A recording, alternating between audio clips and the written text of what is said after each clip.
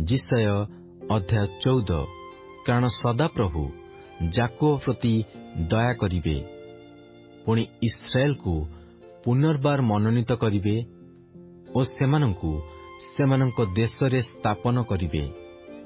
तहिरे विदेशी लोक सेमानंक संगे संयुक्त हेबो। सेमाने जाकोब वंश प्रति आसक्त हेबे। पुणी नाना गोष्ठी लोक माने सेमानंकु नेई सेमानंक निज स्थान रे पहुंचाई देबे। आउ इस्राएल वंश सदाप्रभुंक देशरे सेमानंकु दास दासी रूपे अधिकार करिवे। पुणी सेमाने जेउमानंकर बंदी होइतिले सेमानंकु बंदी करि नेबे ओ सेमाने आपणा उपद्रवकारी मानंक उपरे कर्तृत्व करिवे। पुणी जेउ दिन सदाप्रभु तुम्भकु तुम्भर दुख ओ क्लेशरु ओ जेउ कठोर दासत्वरे तुम्भकु दास्यकर्म करिबाकु हेला तहिरु विश्राम देबे। सेदिन तुम्भे बाबिल राज विरुद्धरे एही दृष्टांत कथा नहीं कहिब, जथा उपद्रवकारी किपरि शेष होइछि, सुवर्ण नगरी किपरि शेष होइछि। जो माने कोपरे नाना गोष्ठी की अनवरत आघात कले ओ नाना देशीय लोकंकु क्रोधरे शासन करी अनिवारित रूपे ताड़ना कले, सदाप्रभु सेही दुष्ट मानंकर जष्टि ओ शासनकर्ता मानंक राजदंड भांगी पकाई अछंती। समुदाय पृथ्वी शांत ओ सुस्थिर होइछि। सेमाने आनंदरे गान करुअछंती। हाँ, देवदारू ओ लिबाननर एरस वृक्ष सकल तुम्भ विषय आनंद करी कहंती, तुम्हे भूमिसात हेबाठारु कोनोसी छेदनकर्ता आम्भमानंक प्रतिकूलरे आसी नाही। तुम्भ आगमन समय तुम्भ संगे साक्षात करिबा पाई अध्यस्त पाताल चालित हुए। ताहा तुम्भ निमंते मृतमानंकु पृथ्वीर प्रधान मानंकु ही जगाए। ताहा गोष्ठी वर्गर राजा सकलकु सेमानंक सिंहासनरु उठाई अछि।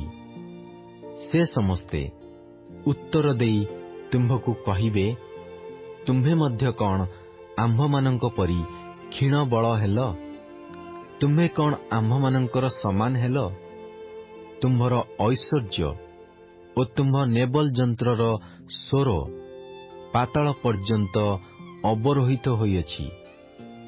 कीट तुम्भ तले प्रसारित बिछଣା ओ कृमि तुम्भर आच्छादन होइछि। हे लुसिफर, प्रत्युषर पुत्र, तुम्भे किपरि स्वर्गरु पत्य हेल? गोष्ठीगणकु तुम्भे जे नत करिथिल, तुम्भे किपरि भूमि रे निक्षिप्त हेल?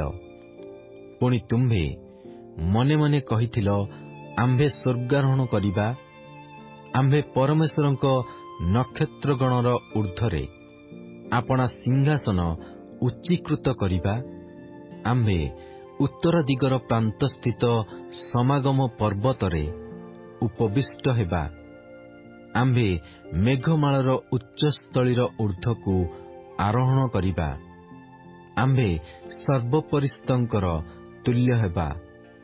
मात्र तुम्भे पातालकु गर्तर प्रांत सीमाकु अवरोहित हेब।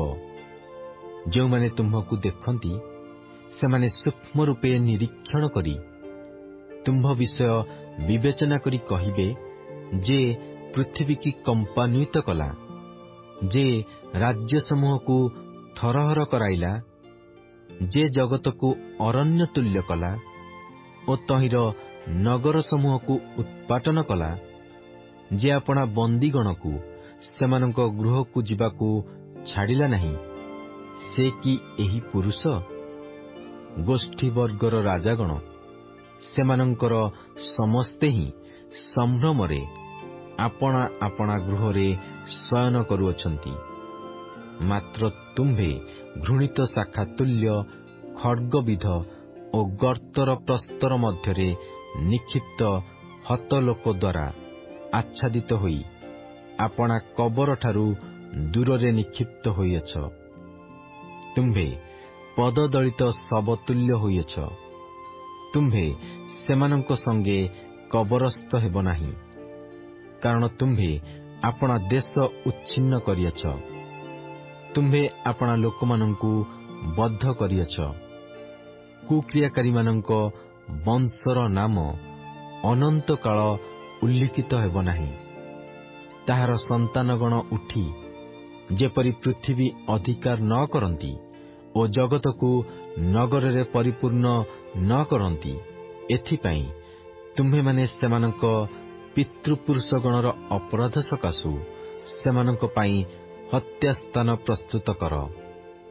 ପୁଣି ସୈନ୍ୟାଧିପତି ସଦାପ୍ରଭୁ କହନ୍ତି, ଆମ୍ଭେ ସେମାନଙ୍କ ବିରୁଦ୍ଧରେ ଉଠିବା। ସଦାପ୍ରଭୁ କହନ୍ତି, ଆମ୍ଭେ ବାବିଲରୁ ନାମ ଓ ଅବଶିଷ୍ଟାଂଶ, ପୁତ୍ର ଓ ପୌତ୍ର ଉଚ୍ଛିନ୍ନ କରିବା। ଆହୁରି ସୈନ୍ୟାଧିପତି ସଦାପ୍ରଭୁ କହନ୍ତି, ଆମ୍ଭେ ସେହି ନଗରକୁ ଝିଙ୍କ ପକ୍ଷୀର ଅଧିକାର ଓ ଜଳାଶୟ କରିବା ଓ ଆମ୍ଭେ ସଂହାର ରୂପ ଝାଡୁ ଦ୍ୱାରା ତାହାକୁ ଝାଡ଼ି ପକାଇବା। ସୈନ୍ୟାଧିପତି ସଦାପ୍ରଭୁ ଶପଥ କରି କହିଅଛନ୍ତି, ଆମ୍ଭେ ଯାହା ଭାବିଅଛୁ ନିଶ୍ଚୟ ତଦ୍ରୂପ ଘଟିବ ଓ ଆମ୍ଭେ ଯେପରି ମନ୍ତ୍ରଣା କରିଅଛୁ ସେପରି ସ୍ଥିର ହେବ। ଆମ୍ଭେ ଆପଣା ଦେଶରେ ଅସୁରୀୟକୁ ଭଗ୍ନ କରିବା ଓ ଆପଣା ପର୍ବତ ଉପରେ ତାହାକୁ ପଦତଳେ ଦଳିତ କରିବା। ତେବେ ଲୋକମାନଙ୍କଠାରୁ ତାହାର ଜୁଆଳି ଓ ସେମାନଙ୍କ ସ୍କନ୍ଧରୁ ତାହାର ଭାର ଦୂରୀକୃତ ହେବ। ସମୁଦାୟ ପୃଥିବୀ ବିଷୟରେ ଏହି ମନ୍ତ୍ରଣା ସ୍ଥିର ହୋଇଅଛି ଓ ଏହି ହସ୍ତ ସମସ୍ତ ଗୋଷ୍ଠୀ ଉପରେ ବିସ୍ତୀର୍ଣ୍ଣ ହୋଇଅଛି। କାରଣ ସୈନ୍ୟାଧିପତି ସଦାପ୍ରଭୁ ମନ୍ତ୍ରଣା କରିଅଛନ୍ତି, ଆଉ ତାହା କିଏ ଅନ୍ୟଥା କରିବ? ଓ ତାହାଙ୍କର ହସ୍ତ ବିସ୍ତାରିତ ହୋଇଅଛି, ଆଉ କିଏ ତାହା ଫେରାଇବ? ଯେଉଁ ବର୍ଷରେ ଆହସ୍ ରାଜାଙ୍କର ମୃତ୍ୟୁ ହେଲା, ସେହି ବର୍ଷର ଏହି ଭାରୋକ୍ତି। ହେ ପଲେଷ୍ଟିଏ, ଯେଉଁ ଦଣ୍ଡ ତୁମ୍ଭକୁ ପ୍ରହାର କଲା, ତାହା ଭଗ୍ନ ହୋଇଅଛି ବୋଲି ତୁମ୍ଭେ ସମସ୍ତେ ଆନନ୍ଦ କର ନାହିଁ।